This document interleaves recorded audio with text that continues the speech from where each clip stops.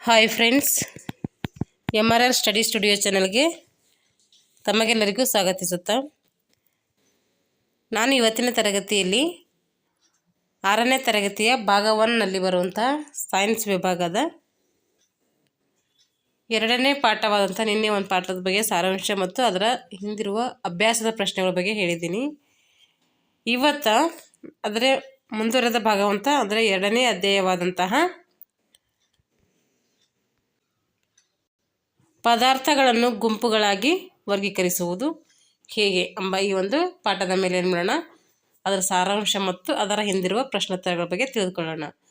ಸಾರಾಂಶ ಯಾಕೆ ಹೇಳ್ತಾ ಇದ್ದೀನಿ ಅಂದರೆ, ಇಡೀ ಒಂದು ಪಾಠದ ಮೇಲೆ ಏನಾಗಿರ್ತದೆ, ಅದರಲ್ಲಿ ಮುಖ್ಯವಾದಂಥ ಪಾಯಿಂಟ್ಸ್ಗಳು ಈ ಸಾರಾಂಶದಲ್ಲಿ ಕೊಟ್ಟಿರ್ತಾರೆ. ನಾವು ಒಂದು ವೇಳೆ ಪಾಠ ಓದಲಿಲ್ಲ ಅಂದರೂ ಇದರ ಹಿಂದಿರುವಂತಹ ಸಾರಾಂಶ ಮತ್ತು ಪ್ರಶ್ನೋತ್ತರ ತಿಳ್ಕೊಂಡಿದ್ರೆ ನಮಗೆ ಏನಾಗುತ್ತೆ ಅಂದರೆ, ವಿಷಯ ಇಷ್ಟು ಓದ್ಕೊಂಡಿದ್ರು ನಮ್ಮ ಎಕ್ಸಾಮ್ಗೆ ಏನಾಗುತ್ತೆ, ಯೂಸ್ ಆಗ್ತೈತೆ. ಅದಕ್ಕೋಸ್ಕರ ನಾನು ಪ್ರತಿಯೊಂದು ಪಾಠದ ಕೂಡ ಸಾರಾಂಶ ಮತ್ತು ಪ್ರಶ್ನೋತ್ತರಗಳನ್ನು ಕುರಿತು ಒಂದೊಂದು ತರಗತಿಯನ್ನು ಮಾಡ್ತಾಯಿದ್ದೀನಿ.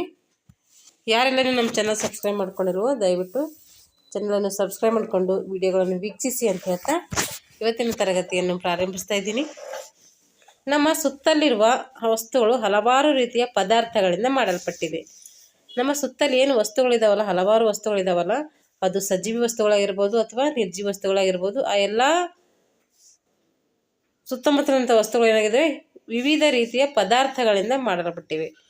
ಒಂದು ಪದಾರ್ಥವನ್ನು ಹಲವಾರು ಪದಾರ್ಥಗಳ ತಯಾರಿಕೆಯಲ್ಲಿ ಏನು ಮಾಡ್ತೀವಿ, ನಾವು ಬಳಸ್ತೀವಿ.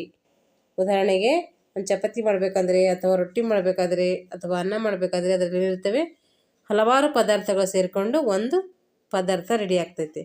ಒಂದು ವಸ್ತುವನ್ನು ಒಂದೇ ಪದಾರ್ಥದಿಂದ ಅಥವಾ ಹಲವು ವಿಧದ ಪದಾರ್ಥಗಳಿಂದ ತಯಾರು ಮಾಡಲು ಸಾಧ್ಯವಿದೆ. ಒಂದು ವಸ್ತು ಯಾವುದೇ ಒಂದು ರೆಡಿ ಮಾಡಬೇಕಾದ್ರೆ ಅದಕ್ಕೆ ಏನಿದೆ, ಹಲವಾರು ಪದಾರ್ಥಗಳ ಸಹಾಯ ನಮಗೆ ಬೇಕಾಗ್ತೈತೆ. ವಿವಿಧ ರೀತಿಯ ಪದಾರ್ಥಗಳು ವಿವಿಧ ಗುಣಗಳನ್ನು ಹೊಂದಿರ್ತವೆ. ಇವು ವಿವಿಧ ಪದಾರ್ಥಗಳೆಂದರೆ ಖಾರ, ಉಪ್ಪು, ಹುಳಿ ಇವೆಲ್ಲ ಹೊಂದಿರ್ತದೆ. ಒಂದೊಂದು ಏನಾಗಿರ್ತವೆ, ಗುಣಗಳನ್ನು ಹೊಂದಿರ್ತವೆ. ಕೆಲವು ಸಾಮಗ್ರಿಗಳು ಮೇಲ್ನೋಟಕ್ಕೆ ಹೊಳಪನ್ನು ಹೊಂದಿರ್ತವೆ. ಕೆಲವು ವಸ್ತುಗಳು ಹೆಂಗೆ ಕಾಣ್ತಾವಂತೆ, ಮೇಲ್ನೋಟಕ್ಕೆ ಹೊಳಪು ಅಂದರೆ ಶೈನಿಂಗ್ ಇರ್ತವೆ. ಹಾಗೆಯೇ ಉಳಿದವುಗಳಿಗೆ ಹೊಳಪು ಇರುವುದಿಲ್ಲ.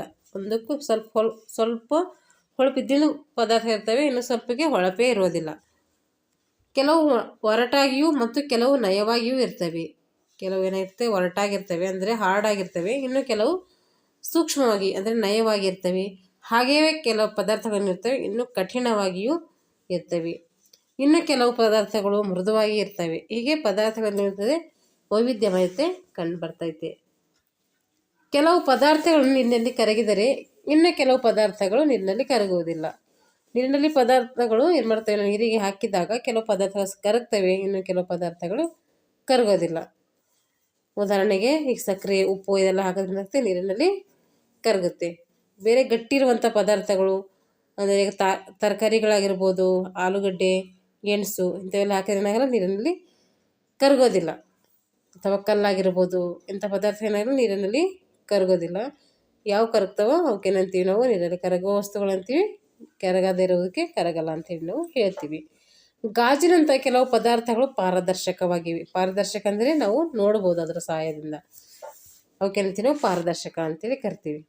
ಮತ್ತು ಮರ, ಲೋಹದಂಥ ಇನ್ನಿತರ ಪದಾರ್ಥಗಳು ಅಪಾರದರ್ಶಕವಾಗಿವೆ. ಅಪಾರದರ್ಶಕ ಅಂದರೆ ಅವು ನಮಗೆ ಪ್ರತಿಬಿಂಬ ಪಡೀಲಿಕ್ಕೆ ಸಾಧ್ಯ ಇಲ್ಲ. ಈ ಮರದ ಮೂಲಕ ಮತ್ತು ಲೋಹದ ಮೂಲಕ ನಾವು ಎದುರಿರುವಂತಹ ವಸ್ತುಗಳನ್ನು ನೋಡ್ಲಿಕ್ಕೆ ಸಾಧ್ಯ ಇಲ್ಲ. ಆದರೆ ಪಾರದರ್ಶಕತೆ ಅಂದರೆ ಈ ಕನ್ನಡಿ ಆಗಿರ್ಬೋದು, ಗಾಜಾಗಿರ್ಬೋದು, ಅಂದರೆ ವಿಂಡೋ ಆಗಿರ್ಬೋದು, ಇವೆರಡುಗಳ ಮೂಲಕ ಏನು ಮಾಡ್ತೀವಿ, ಹೊರಗಿನ ವಸ್ತುಗಳನ್ನು ನಾವು ನೋಡ್ತೀವಿ. ಅವಕ್ಕೇನಂತೀವಿ ಪಾರದರ್ಶಕ ಅಂತೇಳಿ ಕರಿತೀವಿ. ಪದಾರ್ಥಗಳಲ್ಲಿನ ಗುಣಗಳ ಸಾಮ್ಯತೆ ಮತ್ತು ವ್ಯತ್ಯಾಸಗಳ ಆಧಾರದ ಮೇಲೆ ಅವುಗಳನ್ನು ಮಾಡಲಾಗಿದೆ, ಗುಂಪುಗಳನ್ನಾಗಿ ಮಾಡಲಾಗಿದೆ. ನಮ್ಮ ಅನುಕೂಲಕ್ಕಾಗಿ ಅವುಗಳ ಗುಣಗಳನ್ನು ಅಧ್ಯಯನ ಮಾಡಲು ಏನು ಮಾಡಿದ್ದಾರೆ, ಇಲ್ಲಿ ವಸ್ತುಗಳನ್ನು ಗುಂಪುಗಳಾಗಿ ಮಾಡಲು ನಿರ್ಧರಿಸಿದ್ದಾರೆ. ಇಷ್ಟೇನಾಯಿತು ಅಂದರೆ ಸಾರಾಂಶ ಆಯಿತು. ಈ ಪಾಠಕ್ಕೆ ಸಂಬಂಧಪಟ್ಟಂಥ ಪ್ರಶ್ನೋತ್ತರಗಳು ಏನಾಗಿದ್ದಾವೆ ಇಲ್ಲಿ ನಾವು ಈಗ ನೋಡೋಣ. ಇವಾಗ ಏನಿದಾವೆ ಪ್ರಶ್ನೋತ್ತರ ಅಂದರೆ, ಮರದಿಂದ ತಯಾರಿಸಬಹುದಾದಂತಹ 5 ವಸ್ತುಗಳನ್ನು ಹೆಸರಿಸಬೇಕು. ಮರದಿಂದ ತಯಾರಿಸುವಂಥ 5 ಪದಾರ್ಥಗಳನ್ನು ನೋಡ್ಬೇಕಂತಂದರೆ ನಾವಿಲ್ಲಿ ಬರೀಬೇಕು. ಯಾವ ಅಂದರೆ ಕುರ್ಚಿ ಆಗಿರ್ಬೋದು, ಟೇಬಲ್, ಮಂಚ, ಮತ್ತು ಸೋಫಾ ಆಗಿರ್ಬೋದು,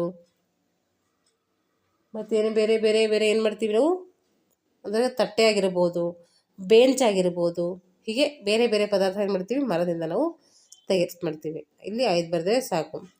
ಕೆಳಗಿನವುಗಳಲ್ಲಿ ಹೊಳೆಯುವ ವಸ್ತುವನ್ನು ಆರಿಸಿ ಬರೀಬೇಕು. ಗಾಜಿನ ಪಾತ್ರೆ ಹೊಳಿತದೆ, ಪ್ಲಾಸ್ಟಿಕ್ ಆಟಿಕೆ ಇದು ಹೊಳಿತದ, ಹೊಳೆಯಲ್ಲ. ಸ್ಟೀಲ್ ಚಮಚ ಹೊಳಿತದೆ, ಹತ್ತಿಯ ಅಂಗಿ ಹೊಳೆಯಲ್ಲ. 2 ಹೊಳಿತವೆ, ಇದರಲ್ಲಿ 2 ಹೊಳೆಯೋದಿಲ್ಲ. ಯಾವ ಹೊಳಿತಾವೋ ಏನು ಮಾಡಬೇಕು, ಆರಿಸಿ ಬರೀಬೇಕು. ಈಗ ಕೆಳಗೆ ಕೊಟ್ಟಿರುವ ವಸ್ತುಗಳನ್ನು ಅವು ಯಾವ ಪದಾರ್ಥದಿಂದ ಮಾಡಲ್ಪಟ್ಟಿದೆ ಎಂಬುದರೊಂದಿಗೆ ಹೊಂದಿಸಿ ಬರೆಯಿರಿ. ಒಂದು ವಸ್ತು ಒಂದಕ್ಕಿಂತ ಹೆಚ್ಚು ಪದಾರ್ಥಗಳನ್ನು ತಯಾರಾಗಬಹುದು ಮತ್ತು ಒಂದು ಪದಾರ್ಥವು ಹಲವು ವಸ್ತುಗಳ ತಯಾರಿಕೆಯಲ್ಲಿ ಬಳಕೆಯಾಗಬಹುದು ಎಂಬುದನ್ನು ನೆನಪಿಡಿ. ಏನು ನೋಡಬೇಕಂತ ಇಲ್ಲಿ ಹೊಂದಿಸಿ ಬರೀಬೇಕಂತ. ಈ ಕಡೆ ವಸ್ತುಗಳು ಕೊಟ್ಟಿದ್ದಾರೆ, ಈ ಕಡೆ ಪದಾರ್ಥಗಳು ಕೊಟ್ಟಿದ್ದಾರೆ. ಏನು ಮಾಡಬೇಕಂತ ಹೇಳಿದರೆ ಇಲ್ಲಿ ಒಂದು ವಸ್ತು ಒಂದಕ್ಕಿಂತ ಹೆಚ್ಚು ಪದಾರ್ಥಗಳೆಂದರೆ ಏನಾಗ್ತದಂತೆ ತಯಾರಾಗ್ಬೋದಂತೆ, ಅಥವಾ ಒಂದು ಪದಾರ್ಥವು ಹಲವು ವಸ್ತುಗಳ ತಯಾರಿಕೆಯಲ್ಲಿ ಬಳಕೆ ಆಗ್ಬೋದು. ಆ ರೀತಿ ಇಟ್ಕೊಂಡು ಏನು ಮಾಡಬೇಕು, ನಾವಿಲ್ಲಿ ಹೊಂದಿಸಬೇಕು. ನೋಡಿ ಇಲ್ಲಿ ವಸ್ತುಗಳು ಕೊಟ್ಟಿದ್ದಾರೆ, ಅವು ಯಾವ ಪದಾರ್ಥಗಳಿಂದ ಮಾಡ್ತೀವಿ ಅಂತೇಳಿ ಕೊಟ್ಟಿದ್ದಾರೆ. ಪುಸ್ತಕ ಇದರಿಂದ ಮಾಡ್ತೀವಿ ನಾವು, ಏನು ಗಾಜಿನಿಂದ, ಮರದಿಂದ, ಕಾಗದನ, ಚರ್ಮನ, ಪ್ಲಾಸ್ಟಿಕ್ ಅಂದರೆ ನಾವೇನು ಮಾಡ್ತೀವಿ ಪುಸ್ತಕ ಕಾಗದದಿಂದ ಮಾಡ್ತೀವಿ. ಪಾತ್ರೆ ಅಥವಾ ಲೋಟ ಇದರಿಂದ ಮಾಡ್ತೀವಿ, ಗಾಜು, ಮರ, ಚರ್ಮ, ಪ್ಲಾಸ್ಟಿಕ್ ಅಂದರೆ ಪಾತ್ರೆ ಅಥವಾ ಲೋಟ ಏನು ಮಾಡ್ತೀವಿ ನಾವು ಗಾಜಿನ ಗ್ಲಾಸ್ಗಳನ್ನು ಬಳಸ್ತೀವಲ್ಲ ಅದೇನು ಮಾಡ್ತೀವಿ ಗಾಜು ಬಳಸ್ತೀವಿ. ಅಲ್ಲಿ ಕುರ್ಜಿ ಅದರಿಂದ ಮಾಡ್ತೀವಿ, ಮರದಿಂದ ಮಾಡ್ತೀವಿ. ಆಟಿಕೆ ಸಾಮಾನುಗಳು ಪ್ಲಾಸ್ಟಿಕ್ನಿಂದ ಮಾಡ್ತೀವಿ.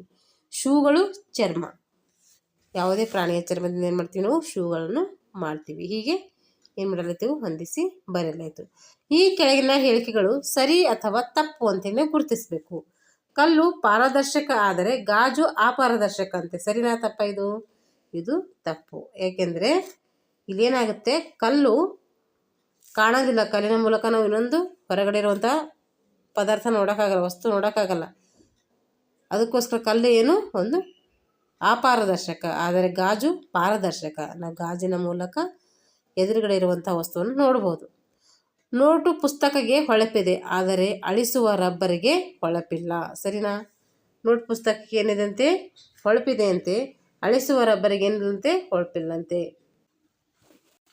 ಇದು ಏನಾಗುತ್ತೆ ತಪ್ಪಾಗುತ್ತೆ. ಅಂದರೆ ನೋಟ್ ಪುಸ್ತಕಕ್ಕೆ ಹೊಳಪಿದೆ ಆದರೆ ಅಳಿಸುವ ರಬ್ಬರಿಗೆ ಹೊಳಪಿಲ್ಲ ಅಂದರೆ ಇದು ತಪ್ಪು. ಹಾಗೆ ಸೀಮೆ ಸುಣ್ಣವು ಏನು ಮಾಡುತ್ತಂತೆ ನೀರಿನಲ್ಲಿ ಕರಗುತ್ತದೆ ಅಂತೆ. ಇದು ಕೂಡ ತಪ್ಪು. ಇದು ಗಟ್ಟಿರುತ್ತೆ, ಕರಗಲ್ಲ. ಒಂದು ಮರದ ತುಂಡು ನೀರಿನ ಮೇಲೆ ತೇಲುತ್ತದೆ. ಹೌದು, ಇದು ನೀರಿನ ಮೇಲೆ ತೇಲುತ್ತದೆ. ಏಕೆಂದರೆ ನೀರಿನ ಸಾಂದ್ರತೆಗಿಂತ ಮರದ ತುಂಡಿನ ಸಾಂದ್ರತೆ ಏನಾಗಿರುತ್ತೆ ಕಡಿಮೆ ಇರುತ್ತೆ, ಅದಕ್ಕೆ ನೀರಿನ ಮೇಲೆ ಇದು ತೇಲುತ್ತೆ. ಸಕ್ಕರೆಯು ನೀರಿನಲ್ಲಿ ಕರಗುವುದಿಲ್ಲ. ತಪ್ಪು. ಇದು ಸಕ್ಕರೆ ಏನು ಮಾಡ್ತದೆ ನೀರಿನಲ್ಲಿ ಕರಗ್ತದೆ. ಎಣ್ಣೆ ನೀರಿನಲ್ಲಿ ಬೆರೆಯುತ್ತದೆ. ಇದು ಕೂಡ ತಪ್ಪು. ಬೇರೆ ಇದು ನೀರಿನ ಮೇಲೆ ತೇಲ್ತದೆ. ಮರಳು ನೀರಿನ ತಳದಲ್ಲಿ ಸಂಗ್ರಹವಾಗುತ್ತದೆ. ಸರಿ, ಯಾಕಂದರೆ ಅದು ಭಾರವಾದಂಥ ವಸ್ತು ಇರುತ್ತೆ, ಅದಕ್ಕೆ ನೀರಿನ ತಳದಲ್ಲಿ ಸಂಗ್ರಹವಾಗುತ್ತೆ. ವಿನೆಗರ್ ನೀರಿನಲ್ಲಿ ಕರಗುತ್ತದೆ. ಸರಿ, ಇದು ಕೂಡ ವಿನೆಗರ್ ಏನು ಮಾಡುತ್ತೆ ನೀರಿನಲ್ಲಿ ಕರಗುತ್ತೆ. ಇವಾಗ ಕೆಲವು ವಸ್ತುಗಳು ಹಾಗೂ ಪದಾರ್ಥಗಳ ಹೆಸರುಗಳನ್ನು ಕೆಳಗೆ ನೀಡಲಾಗಿದೆ. ನೀರು, ಬಾಸ್ಕೆಟ್ಬಾಲು, ಕಿತ್ತಾಳೆ, ಸಕ್ಕರೆ, ಗ್ಲೋಬ್, ಸೇಬ್, ಮಣ್ಣಿನ ಮಡಕೆ ಇವುಗಳು ಈ ಕೆಳಗಿನಂತೆ ಏನು ಮಾಡಬೇಕಂತೆ ಗುಂಪು ಮಾಡಬೇಕಂತೆ. ಗೋಲಾಕಾರ ಮತ್ತು ಉಳಿದ ಆಕಾರಗಳು ಯಾವ್ಯಾವು? ಬಿ, ತಿನ್ನಬಹುದಾದ ಮತ್ತು ತಿನ್ನಲಾರದಂತಹ ವಸ್ತುಗಳು ಯಾವ್ಯಾವು? ಗೋಲಾಕಾರ ಯಾವುದಿರ್ತದೆ ಇಲ್ಲಿ? ಬಾಸ್ಕೆಟ್ಬಾಲ್ ಗೋಲಾಕಾರ ಇದೆ, ಕಿತ್ತಾಳೆ ಗೋಲಾಕಾರ ಇದೆ, ಗ್ಲೋಬ್ ಗೋಲಾಕಾರ ಇದೆ, ಸೇಬು ಗೋಲಾಕಾರ ಇದೆ, ಮಣ್ಣಿನ ಮಡಕೆ ಏನಿದೆ ಗೋಲಾಕಾರ ಇದೆ. ಉಳಿದ ಆಕಾರಗಳು ಯಾವುವೆಂದರೆ ಇಲ್ಲಿ ನೀರು ಮತ್ತು ಸಕ್ಕರೆ. ತಿನ್ನಬಹುದಾದ ಪದಾರ್ಥ ಯಾವಂದರೆ ತಿನ್ನಕ್ಕೆ ಯಾವ್ಯಾವ ಬರ್ತವೆ ಇಲ್ಲಿ? ಕಿತ್ತಾಳೆ, ಸಕ್ಕರೆ ಮತ್ತು ಸೇಬು ಏನು ಮಾಡ್ತೇವೆ ತಿನ್ನಲಿಕ್ಕೆ ಬರ್ತವೆ. ತಿನ್ನಲಾರದು ಯಾವುದು ಅಂದರೆ ಬಾಸ್ಕೆಟ್ಬಾಲ್ ತಿನ್ನೋಕ್ಕಾಗಲ್ಲ, ನೀರು ಬೇಕಾದರೆ ತಿನ್ನಬಹುದು. ಅದು ಬಾಸ್ಕೆಟ್ಬಾಲ್ ತಿನ್ನಲಾರದಂಥ ವಸ್ತು, ಗ್ಲೋಬ್ ತಿನ್ನೋಕ್ಕಾಗಲ್ಲ, ಮಣ್ಣಿನ ಮಡಕೆ ತಿನ್ನೋಕ್ಕಾಗಲ್ಲ. ಹೀಗೆ ನೆನಬೇಕು, ಗುಂಪುಗಳಾಗಿ ಬರೀಬೇಕಿಲ್ಲಿ. ನೀರಿನಲ್ಲಿ ತೇಲುವ ಎಲ್ಲ ವಸ್ತುಗಳನ್ನು ಪಟ್ಟಿ ಮಾಡಬೇಕು. ಎಣ್ಣೆ ಅಥವಾ ಸೀಮೆ ಎಣ್ಣೆಯಲ್ಲಿ ಏನು ಮಾಡ್ತವೆ ತೇಲ್ತವೆ ಎಂದು ಪರೀಕ್ಷಿಸಿ ನೋಡಿ. ನೀರಿನಲ್ಲಿ ತೇಲುವಂಥ ಪದಾರ್ಥ ಯಾವುವು? ಪ್ಲಾಸ್ಟಿಕ್ ಸಾಮಾನುಗಳಾಗಿರ್ಬೋದು, ಮರದ ತುಂಡುಗಳಾಗಿರ್ಬೋದು, ಎಣ್ಣೆ ಪದಾರ್ಥ ಆಗಿರ್ಬೋದು, ಇವೆಲ್ಲ ಏನು ಮಾಡ್ತೇವೆ ನೀರಿನ ಮೇಲೆ ತೇಲ್ತವೆ. ಅಂದರೆ ನೀರಿನ ಸಾಂದ್ರತೆಗಿಂತ ಯಾವ ವಸ್ತುಗಳ ಸಾಂದ್ರತೆ ಕಡಿಮೆ ಇರ್ತದೋ ಅವೆಲ್ಲ ನೀರಿನ ಮೇಲೆ ತೇಲ್ತವೆ. ಅವುಗಳು ಏನು ಮಾಡಬೇಕು ನಾವು ನೀರಿನಲ್ಲಿ ಹಾಕಿ ಪರೀಕ್ಷೆ ಮಾಡಬೇಕು. ಎಣ್ಣೆ ಅಥವಾ ಸೀಮೆ ಎಣ್ಣೆಯ ಮೇಲೆ ಅವು ತೇಲುತ್ತವೆ ಎಂದು ಪರೀಕ್ಷಿಸಿ ನೋಡಿ. ಹೌದು, ಇವೆಲ್ಲ ಏನು ಮಾಡ್ತೇವೆ, ಎಣ್ಣೆ ಮತ್ತು ಅಥವಾ ಸೀಮೆ ಎಣ್ಣೆಯ ಮೇಲೆ ತೇಲ್ತವೆ. ಕೆಳಗಿನವುಗಳಲ್ಲಿ ಗುಂಪಿಗೆ ಸೇರದ ಪದವನ್ನು ಗುರುತಿಸಿ. ಗುಂಪಿಗೆ ಸೇರದ ಪದವನ್ನು ನಾವಿಲ್ಲಿ ಆರಿಸಿ ಬರೀಬೇಕು. ಕುರ್ಚಿ, ಹಾಸಿಗೆ, ಟೇಬಲ್, ಮಗು, ಕಪಾಟು. ಇವೆಲ್ಲ ಏನಿದಾವೆ, ಕುರ್ಚಿ, ಹಾಸಿಗೆ, ಟೇಬಲು, ಕಪಾಟು ಇವೆಲ್ಲ ನಿರ್ಜೀವ ವಸ್ತುಗಳು. ಮಗು ಮಾತ್ರ ಸಜೀವ ವಸ್ತು. ಇದಕ್ಕೆ ಗುಂಪಿಗೆ ಸೇರಿದ ಪದ ಯಾವುದಂದರೆ ಮಗು. ಗುಲಾಬಿ, ಮಲ್ಲಿಗೆ, ದೋಣಿ, ಚೆಂಡು ಹೂ, ಕಮಲ. ದೋಣಿ, ಇದು ದೋಣಿ ಏನಿದೆ ಒಂದು ವಸ್ತು ಇದೆ, ಉಳಿದವೆಲ್ಲ ಹೂಗಳಿದೆ, ಅದಕ್ಕೆ ದೋಣಿಯಲ್ಲಿ ಬರೀಬೇಕು.